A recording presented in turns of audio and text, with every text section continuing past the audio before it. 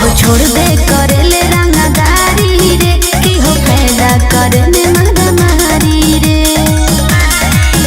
इस काम तोर कबले चलते रहता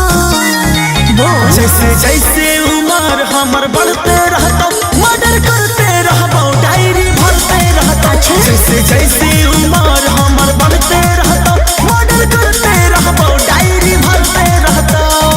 ये सब ठीक नहीं है।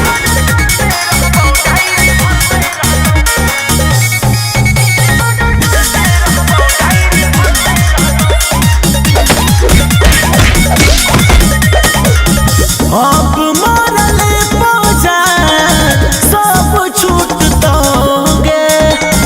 जब ले हम जियबो हाथी यारे उठतोगे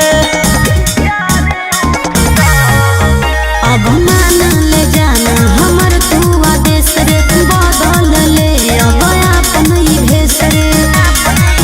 बच्चा होखे नहीं हाथ कोई धरते रहता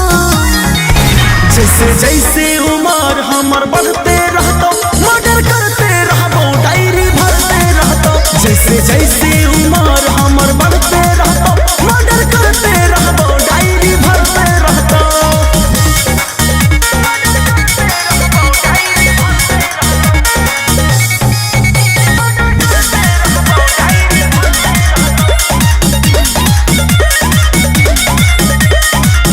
मर्डर करे में हमारा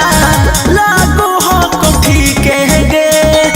भेलियो जवान जान खून हम पी के गे ढेर गर्मी दिखावे ठीक नहीं रे समाज से ज्ञान जान ले कुछ सीख रे ना तो पछताई भी राजू आशीष रे बोल कबले तोरा से लोग लड़ते रहता